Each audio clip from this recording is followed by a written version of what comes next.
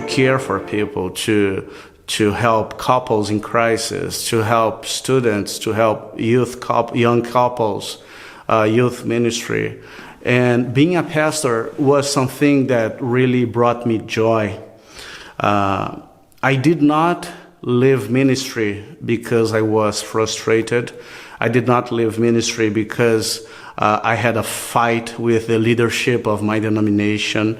I just left ministry because what I came to find out demanded that I leave ministry. I am Rose, Luther, and Calvin, and then the church came back to its original design. That's what I learned. That's what I taught. And all the Catholic practices that we see, like praying for the dead, devotion to Mary, transubstantiation, they were things that were added after Constantine. All right. In 2015, I was arguing with this American Baptist preacher. We were talking about infant baptism. And I was quoting Bible verses to support infant baptism. After all, I was Presbyterian. And he was quoting Bible verses to go against infant baptism. And then I used an argument that I thought that I would win the discussion.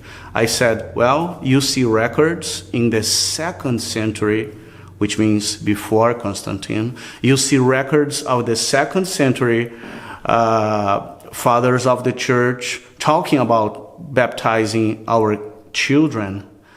And the answer that he gave me made my jaw hit the ground. He said, Eduardo, you are right. But if you are going to be using the argument of the ancestrality of the practice to justify the practice, you are going to have to accept devotion to Mary, images, and praying for the dead. And you don't accept that, do you, my Presbyterian friend? And he laughed. And I said, no, I don't. But the truth of the matter is that I had no idea that those practices have been being practiced by the church since day one. And because of that conversation, I started studying more deeply patrology, patristics, and Catholic dogmas, Catholic doctrines. And that started a process that lasted 4 or 5 years.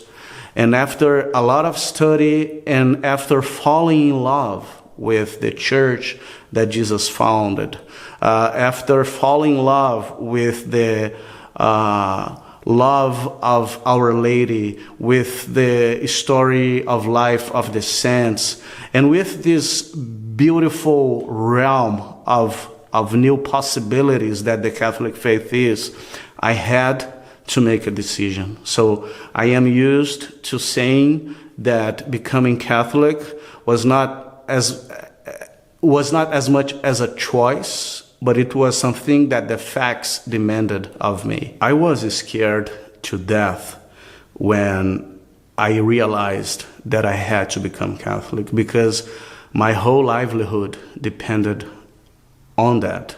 I was a full-time pastor.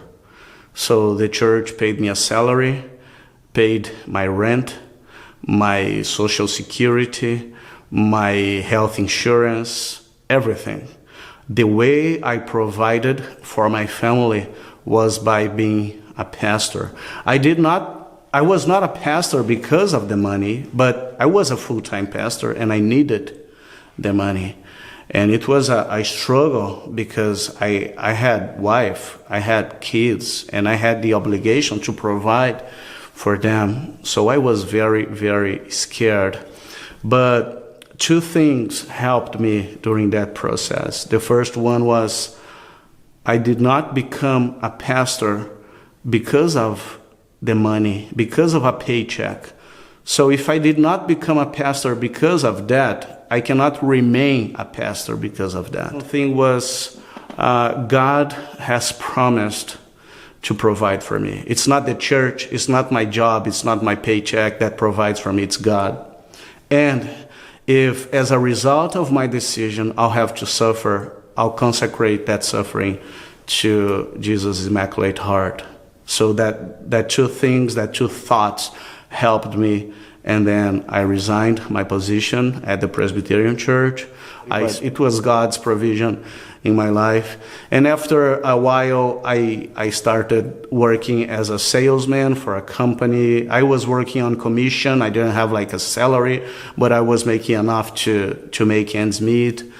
I can tell you that providing for my family was the biggest fear that almost didn't let me become Catholic, but I had to take a step of faith, and God honored that.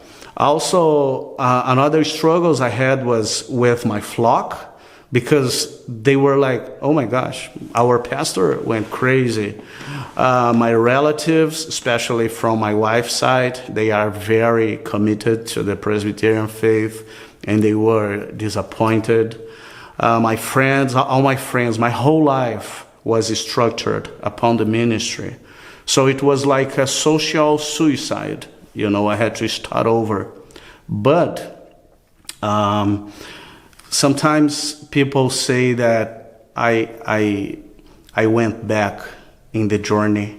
And what I tell them is, if you realize that you are in the wrong way, going back is a wise decision. When I was finally accepted into the church, it was amazing.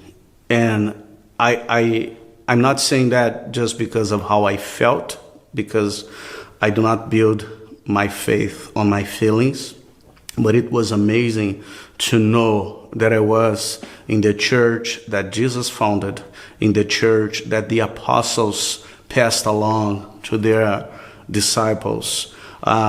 It's not that I didn't have Jesus before. Of course I did. I had a relationship with him, but it's that now I'm part of the fullness of Jesus.